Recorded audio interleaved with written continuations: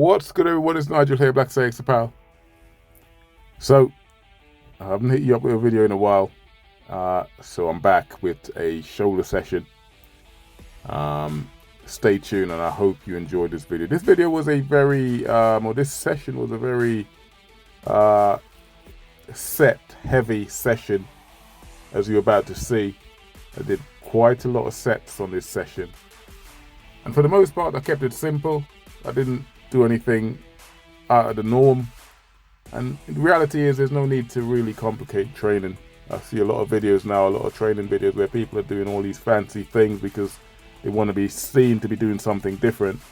If you stick to the conventional, stick to the basic, it always works. So there's no need to complicate the training. And with that in mind, I started off with my seated dumbbell presses. As you can see here, started off with 40 kilos. After warming up, of course, as you know, I'm a massive advocate for warming up before every session. So yeah, started off on 40 for 10, then moved on to 42. I felt quite strong today, or yesterday when the session was, because I had a good night's sleep, and it shows you, especially as you get older, you become more in tune with your body, and you realize that sleeping and resting is so important for having a good session and having a strong session. So I felt really recovered, having slept properly, and having had some good meals as well. That always goes a long way before this session. So I went into the session feeling fairly strong, and you typically know how strong you're going to be by the first set you do, or the first weight you lift. You know, the sort of day it's going to be for me anyway. I sort of gauge how strong I'm going to be or how heavy I'm going to lift on that day by the first set. And I knew from the first set, the 40 kilos, that it went up fairly easily. So I was able to move all the way up to 40. I believe I got up to 48 kilos, which I haven't done in a while. The gym is fairly crowded this time of the year, as you can see. Unfortunately, I go to a gym called Pure Gym here in the UK. As anyone who knows Pure Gym in the UK knows, it's very similar to Planet Fitness in America, in that it's a very commercial gym. However, they're 24 hours. They only go up to 50 kilos in dumbbells. It's not great for your avid bodybuilder, but it has everything you need to get through a decent session. So that's where I am for now until I find somewhere else. At the minute, I believe there's an Ultra Flex gym coming up in Oxbridge.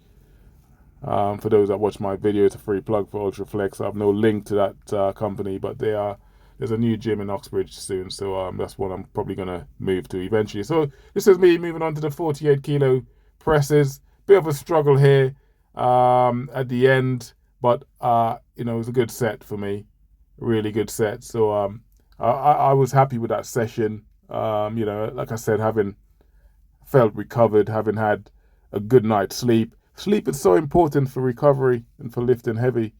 So I'd advise you guys to get yourself some good rest, as best as you can, where you can accommodate. Always rest before. It's important to sleep and rest anyway. Like I've said, especially as you get older, you become more in tune with your body and realize the necessity for sleep is and resting properly before you train is so important. And the Arnie presses here, again, I kept it really conventional this session, nothing overly complicated. I just want you to see the form here. So yeah, this is me not locking out to the top, bringing it round to the front of the chest and pressing again.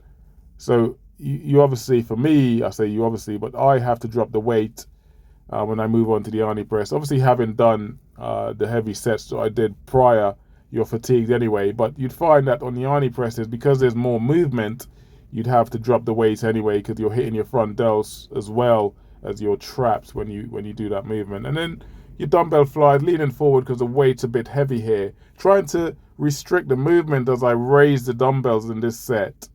Not trying to move my entire body from the waist up. I always try to restrict the movement on the dumbbell flies, seated dumbbell flies especially, because sometimes you can see people moving all over the place. The idea is to hit your shoulders, not your back and everything else. So The more stable you are, the less movement in your waist, the better.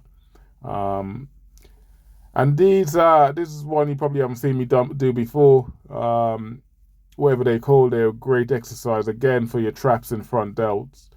It's one I incorporate quite a lot to my shoulder days. I don't think I've filmed or shown you this one before. You must have seen it before. You guys are into your training.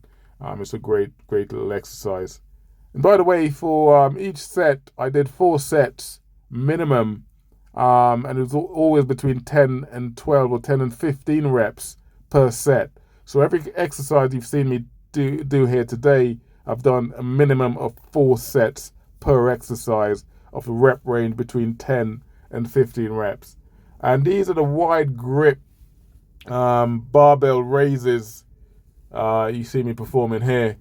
I say wide grip, but you can see my hands when you see me perform it on the next exercise, that my hands are wide as it can be.